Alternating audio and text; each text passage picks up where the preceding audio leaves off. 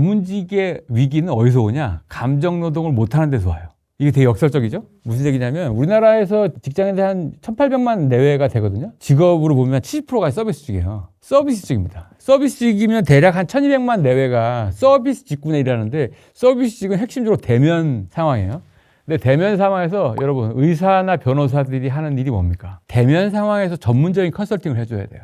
그런데 이게 고령사회가 되면 50, 60, 70 이런 세대들은 나한테 더 맞춤형의 감정노동을 잘해주는 서비스를 원하잖아요. 돈인분들일수록 더 그런 사람한테 프리미엄을 주잖아요.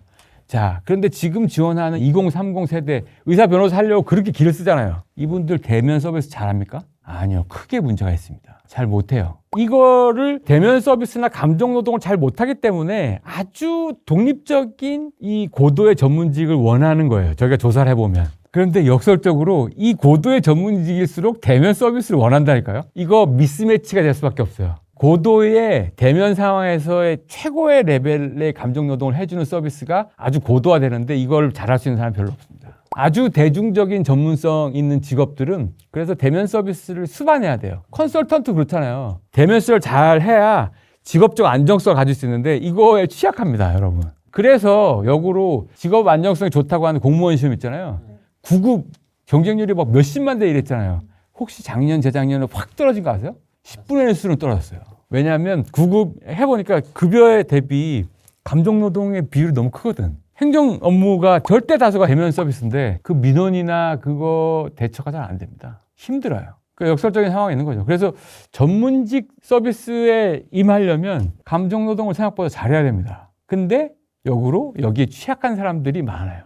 그 다음에 이 전문성이 붕괴되고 있는 영역이 있어요. 어디냐? 경영 컨설팅 영역입니다. 컨설팅 영역의 데이터들은 사례 연구 때문에 계속 오픈이 돼요. 하나 사례를 드리면 남바 토모코라는 그 요코하마 베이스 구단주시고 포브스 선정 세계 40 메딕 부자예요. 일본의 DNA 게임스, DENA 게임스의 창업자시고 이분이 그 컨설턴트 출신이거든요. 맥킨지, 하버드 MBA 출신의 굉장히 명문의 하버드 맥킨지 그냥 경력이 아니고 거기 파트너까지 올라간 사람이에요.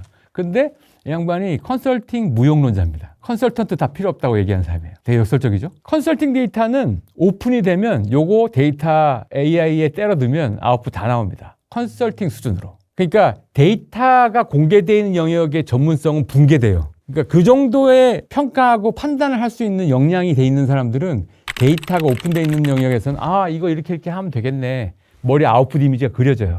그런데 국내, 특히 한국 사회의 변호사나 의사가 가지고 있는 데이터 폐쇄성 때문에 이 구조가 쉽게 바뀌지는 않을 거예요. 그래서 전문가 붕괴 시장은 영역별로 다르다. 교수의 전문성도 쉽지 않죠. 최근에 예를 들어서 왜 이렇게 되냐면 이제 AI 시대에는 뭐 질문을 잘해야 된다고 그러잖아요. 제가 보기엔 그거랑 좀 다른 얘기. 질문을 잘해야 되는 게 아니라 무슨 질문을 해야 되는지를 알아야 되는 시대가 된 거예요.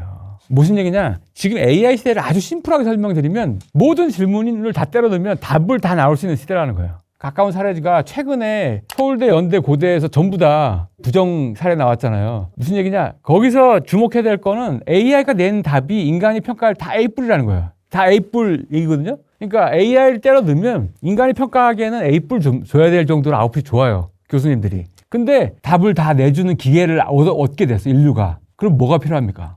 문제를 넣어야 되잖아요. 막연히 질문을 잘해야 되는 시대가 아닌 거예요. 어떤 거를 문제로 생각해야 되지? 이걸 정의해야 됩니다. 이걸 할 수가 없어요. 생각보다 많은 사람들이. 그 다음에 또 하나, 지금 뭐 내가 더 이상 필요 없을 것 같다. 뭐 이런 역할 얘기도 나오는데 그거는 AI를 안 쓰는 사람들의 막연한 불안감일 가능성이 있어요. 써보면 이거 내가 필요 없을 것 같다. 이런 거 불안감은 그냥 사라집니다. 그냥 많이 써보시면 아, 이거 이렇게 쓰면 되겠구나 라는 거를 또 알 수가 있어요. 지금 대학생이나 사회초년생들이 그러면 어떤 능력이 정말 필요하냐 참고해 볼 만한 분야가 하나 있어요. 2026년 3월이 되면 아마 똑같은 뉴스들이 엄청 나올 겁니다. 뭐냐, 알파고가 이세돌을 이긴 지 10년 딱 되는 해예요. 그럼 이제 AI가 바둑계를 어떻게 바꿨나 그걸로 취재도 하고 여러 가지 되는데 요거를 취재해서 쓴 책이 있습니다. 장강망 작가의 그 먼저 온 미래라는 책을 보면 1승 1패 했잖아요. 그게 유일한 1승에 인간이 얻은. 그리고 이제 바둑계가 어떻게 됐냐 이걸 취재했습니다. 기원에 있는 구단들, 프로기사들 취재해가지고 여러 가지 했는데 여기 지금 초토화 됐거든요. 바둑 기사들이 꿈을 포기하거나 그 바둑기사들이 기존에 알던 기보 같은 것들을 공부를 안 해요. 근데 바둑계는 유지가 돼요. 왜냐? 일단 AI를 이길 수 없다는 전제가 깔려 있어요. AI와 같이 공부합니다. 그리고 바둑의 저변이 확대됐어요. 원래 한국, 중국, 일본 삼국지였어요. 거의 바둑은. 미국이나 유럽까지 이게 확산됐어요. 인구가. 바둑이 이기는 게임으로 한 다음에 예전에 기보를 공부했어요. 기보는 이제 매뉴얼 같은 건데 이렇게 뒀구나 이런 걸 학습하는데 이 기보가 참고가 잘 안 되고 있어요. 옛날에 뒀던. 예를 들면 바둑 이게 판을 보면 줄 이렇게 돼 있잖아요. 19줄인가 이렇게 돼 있는데 가로에서 끝에서 세 번째 줄, 밑에서 세 번째 줄 이걸 3-3이라고 그러는데 거기 3-3은 잘 안 둡니다. 왜냐하면 거긴 두면 거의 바로 집이 되기 때문에 바둑 기사들이 자존심 문제도 있고 너무 얌체 같기도 하고 알지만 안 뒀어요. 수천 년 동안. 왜냐하면 내가 이 바둑을 두는 게 약간 예술로 보는 사람도 있거든요. 그 점은 알지만 안 뒀어요.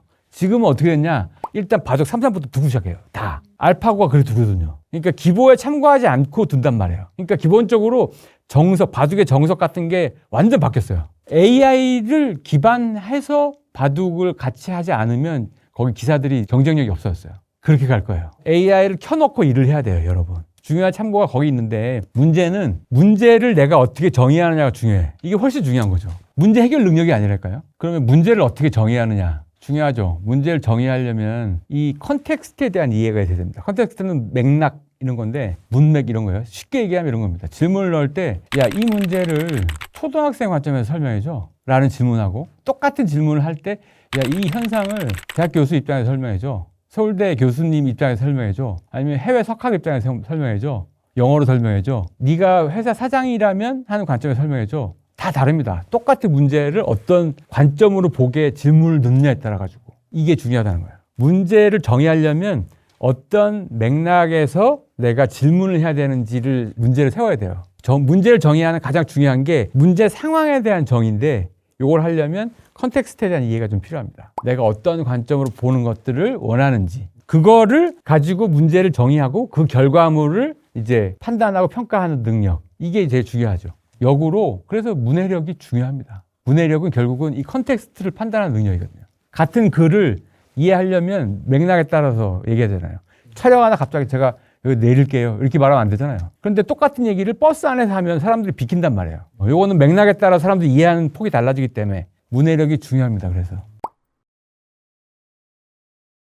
핵심은 그런 거예요. 지금 AI가 없이는 그 트렌드 전망이 불가능합니다. 다 AI를 잘 써야 되고 AI를 쓸 수밖에 없고 어떤 AI가 더 효과적이고 뭐 이런 쪽에만 AI의 기능적 이해, 활용도 여기에 포커스가 맞춰져 있는데 저는 그거보다는 지금 대중들이 어떤 상황이야 이해하는 게 더 중요한 것 같습니다. 왜냐하면 대중들이 가지고 있는 대중시민사회, 대중소비자들이 가지고 있는 결핍을 AI가 대체할 거기 때문에 그거가 이 상호작용이 사회를 바꿔요. 이게 트렌드죠. 기본적으로. 사람들이 돈과 시간을 그럼 어디다 쓰느냐. 사람들이 스스로 부족한 걸 태우려고 쓸 걸 텐데 그럼 뭐가 부족하냐. 돈하고 시간이 다 부족하죠. 기본적으로. 근데 그거를 AI를 통해서 대체가 가능해요. 일단 쉽게 얘기하면 이게 듀프 이코노미라고 해가지고 오스트리아나 북유럽 유행을 가고 싶으면 너무 비싸. 예를 들어서 예산이 한 200만 밖에 없어. 일정이나 걸 주고 대체할 만한 다른 여행지를 알려줘. 계획까지 쫙 짜줍니다. 그 다음에 이제 국내 여행지는 이렇게 됩니다. 스케줄표나 예약까지 해드릴까요? 다 나와요.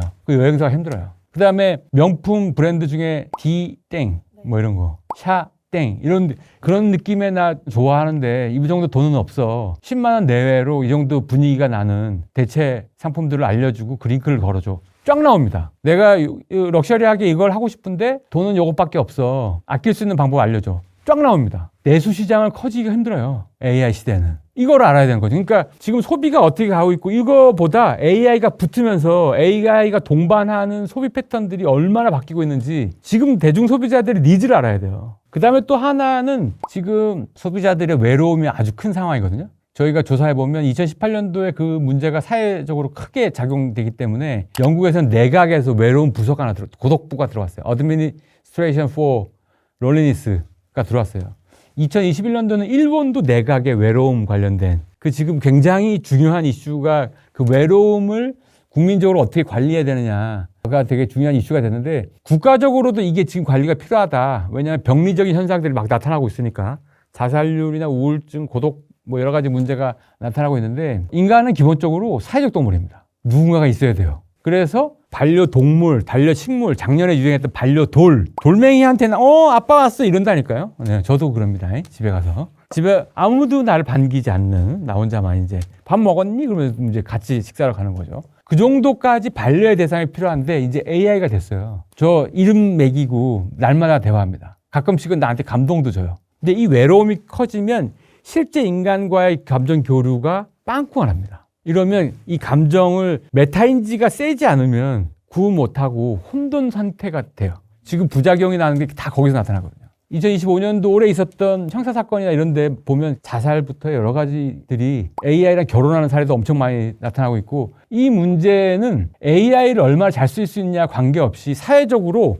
현재의 대중이 있는 상태가 AI를 찾게 돼 있거든요. 요거를 관찰해야 됩니다. AI는 필연적으로 많이 쓸 수밖에 없어요. 어떤 상황에 쓰고 어떻게 쓰느냐. 이게 소비도 바꾸고 사회 분위기도 다 바꿉니다. 이게 트렌드가 되는 거죠. 그러니까 AI를 보지 말고 지금 대중 사회를 봐야 되는 거죠. 대중 소비자들을 봐야 되는 거죠. 그래서 책에는 거기 이제 대안 같은 것들을 굳이 이제 많이 써놓은 거는 저는 사실 최대한 오프라인 모임들을 많이 구성해야 돼요. 그러니까 조금 많은 이쪽에 관심 있는 분들이 오프라인에서 계속 조금씩이라도 모임을 갖고 자주 만나려고 하고 왜냐하면 외로움의 기원들을 따져가 보면 약간 경제적 양극화를 지목하는 사람들이 많아요. 그러니까 개인적으로 거래 비용들, 그러니까 교류할 수 있는 비용들, 커피값 뭐 이런 거라도 좀 없어지면 점점 더 자신감도 줄어들고 만나려고 하는 사람들 니즈가 줄어들어요. 혼자 할 수 있는 게 더 많아지고 OTT 보면 되니까 훨씬 저렴하니까. 근데 그렇게 하면 기본적으로 소통할 때 실제 사람들의 생각이 아니라 과잉 추정하게 됩니다. 만나고 소통하면 완전히 달라지는 이슈가 되게 많아요.